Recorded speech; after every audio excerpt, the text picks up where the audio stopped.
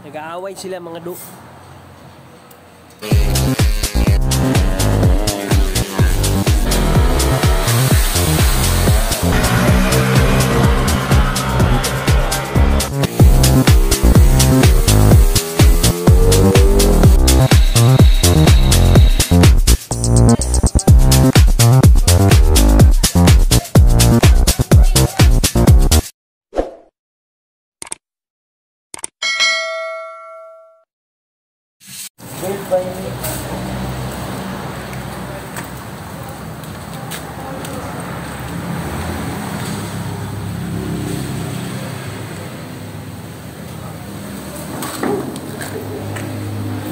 So, hi mga do.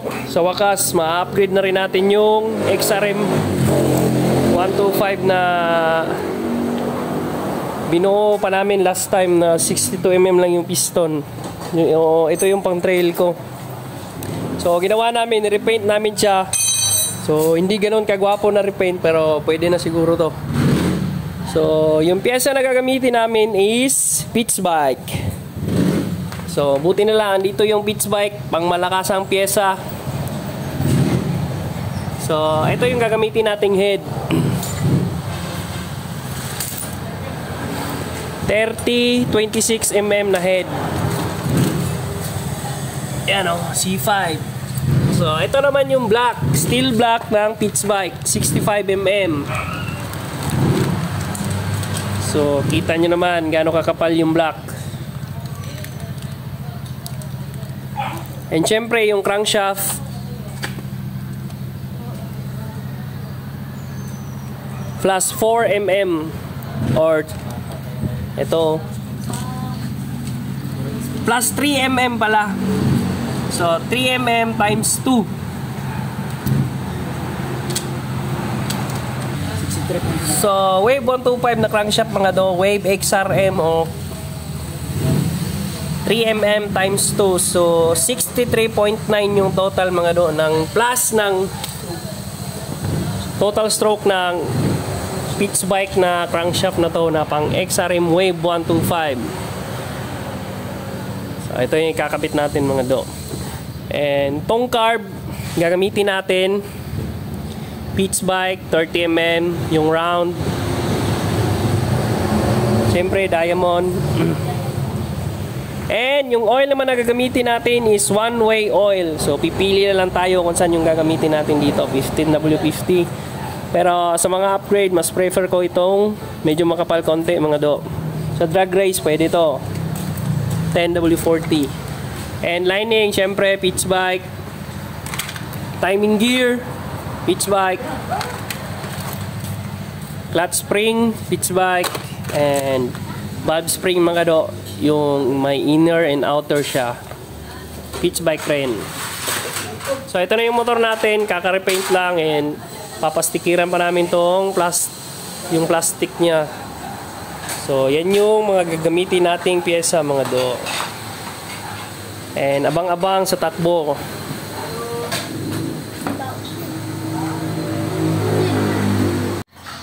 So ito na, sinisimula na ni Bernard kalasin yung makina ng XRM natin. 62. From 62 to 65 na nakastroke. So ito lang ginagamit nating load mga do. Nilalaban natin sa mga motocross. Minsan lang nanalo, pero kalimitan panalo kasi kulang na kulang talaga yung load. Pero sa trail, pwede na siya. Yung ganitong klase ng load.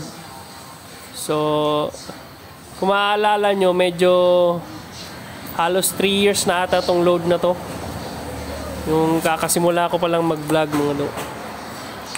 Mula nung nabuo tong makinang to.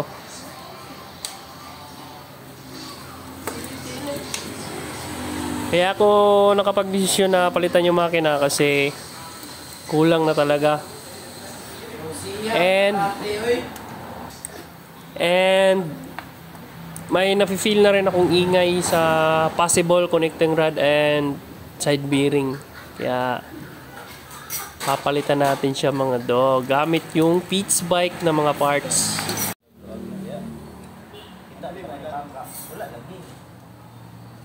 Nag-aaway sila mga do.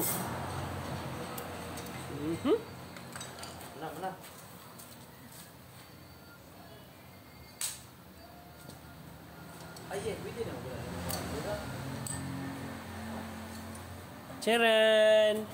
60 to, diba? Yan eh? Oo, parang. Oh. So ito yung lumang head natin mga do. 24-28 yung valves.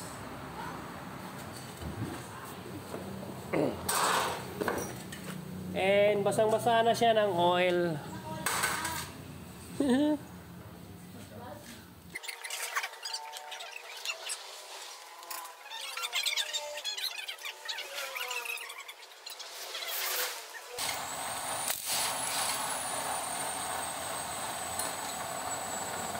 A few moments later.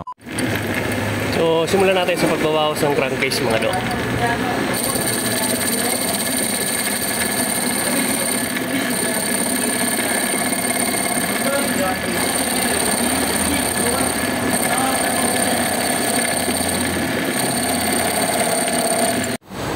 So tapos na natin kunan yung crankcase mga do, and nabutas yung dito banda. So okay lang, hindi naman yan ano. Ito yung butas dito na kailangan abunuhan dito banda sa mga pump mga ito sa oil pump. Nabutas to dito banda kaya nagpalagay kami ng abono. So napalitan ko na ng bearing dyan, dalawa. And sinabay ko na rin tong spacer mga do. So itong spacer hindi siya akma dito sa liner natin. Medyo kulang siya. So kukunan natin 1mm dito sa circumference. And pwede na. So kunan ko muna dito mga do.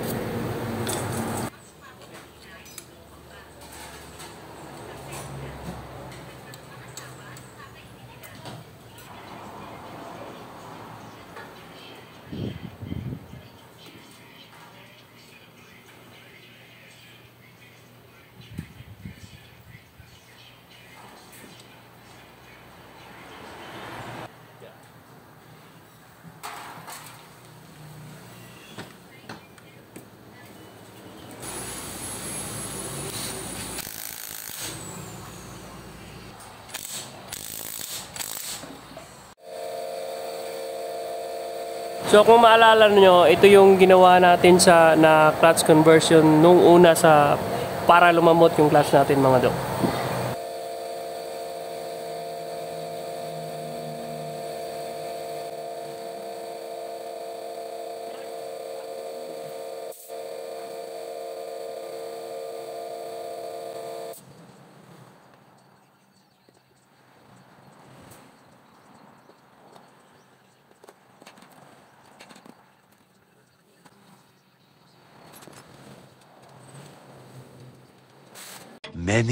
Many minutes later. So ito na, nasirado na natin mga do. Ito yung crankshaft. Alugin natin sandali. So ayan, klarong-klaro na yung naabunuhan natin. And Pitts Bike na crankshaft na plus 6. So short rod siya para hindi na masyado mangangailangan ng spacer na makapal. So good thing na yung may dala ng spacer yung Pitts Bike mga do. So 1.5mm ata to, hindi ko nasukat. So testing nating ilagay yung piston kit natin. Lagay natin yung piston kit natin mga boss. So 65mm piston, Pitts Bike black. So binawasan ko na dito banda kasi sobrang kapal talaga. And pwede siyang i-rebore hanggang 72mm. Kasi 74mm yung kapal nung liner mga boss. And 65mm lang yung gamit natin ngayon. Testing nating sukat. So, sa mga walang alam pala, i-testing yung para hindi ka ma-overheatan kahit steel bore yung ano. Kaya yan. Pasikip yan. Hindi yan pwedeng diretso-diretso na lang kayo piga agad pag bago yung block nyo. So dito sa amin, ginagawa namin, niluluwagan namin yan. Either magpapahunting ka sa machine shop or ikaw na mismo magluluwang kung anong diskarte na malalaglag yung piston. Kung gusto mong karera agad, hindi, wala ka ng time para maghuning-huning. Lalo na pang daily or... Pero hindi ko sinasabi na pwede ito sa pang daily, pero na-try na namin malaking piston pang daily, pero magasto siya sa maintenance mga boss. Testing natin ikabit. Siyempre huwag kang kalimutan, may dowel talaga. Dowel.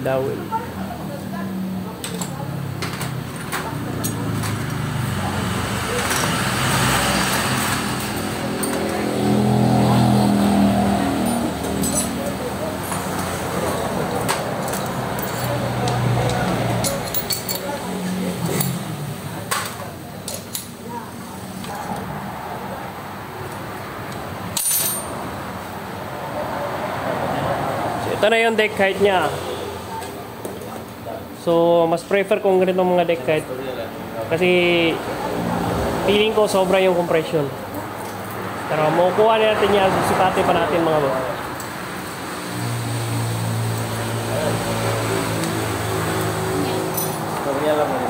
Flashback. So, kumuha na rin ako ng rocker arm mga do. Kasi na-discover ko na sira na pala yung rocker arm ko.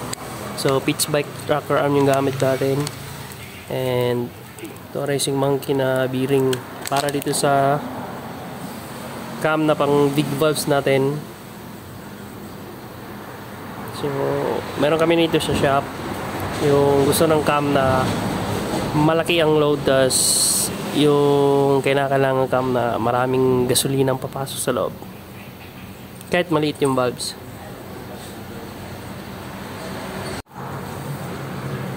So, sobrang haba nung cam natin mga do. Ito yung problema. Hindi siya naiikot. So, yung diskarte dito, kukunan nyo yung loob. So, mano-mano lang. Ayan. Hindi naiikot yan.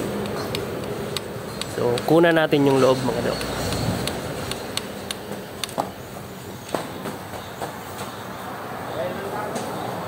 Para maikot natin 360 yung cam.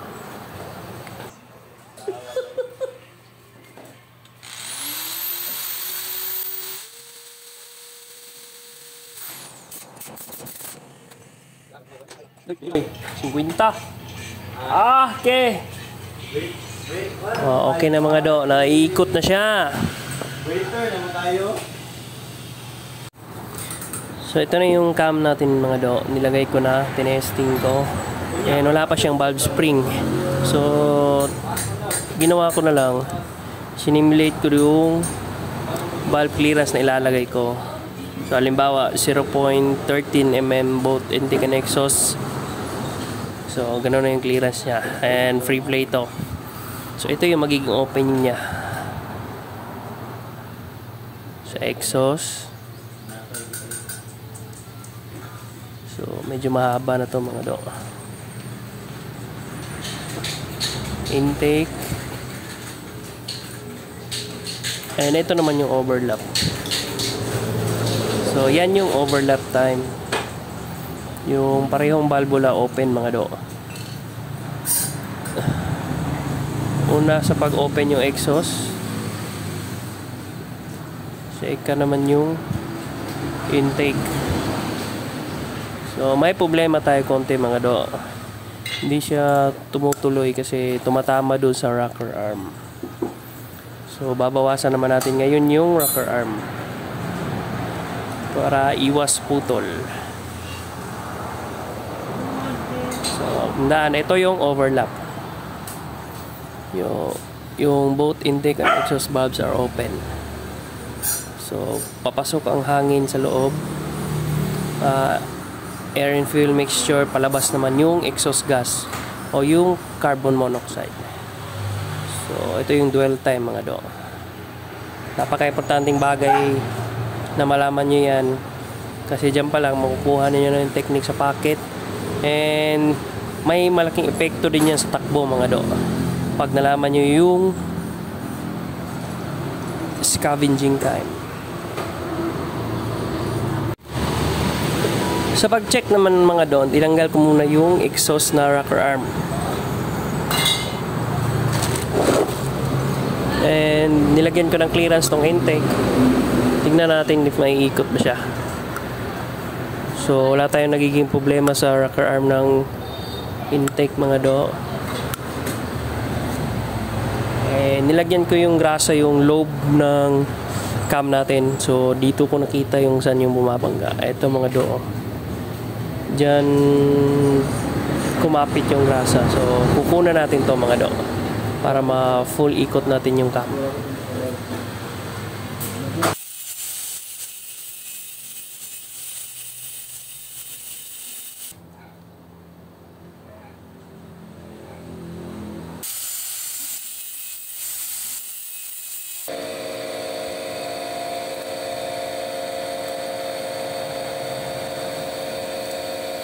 So ayan mga do, naiikot ko na 360.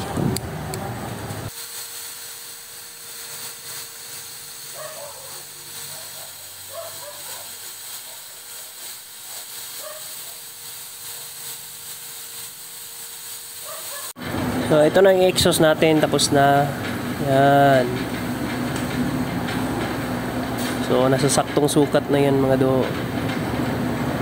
So, tatrabuhuin ko naman is yung intake naman.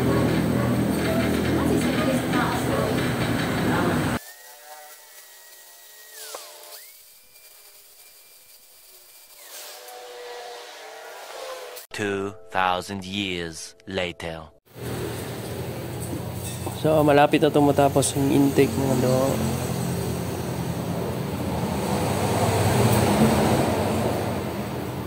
Konting-konti na lang. So, tapos ko na i-port yung head mga do na C5. So, ayan. So, napalis ko na rin yung exhaust. So, goods na, na-rechamber na rin yung head.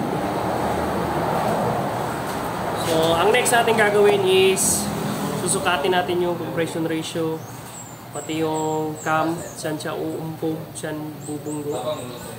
So, hindi kakayanin sa isang video mga do. Abang-abang na lang sa part 2 ng video na to. Kasabay nung pag-test na natin if malakas na talaga siya. So, dito na lang yung video.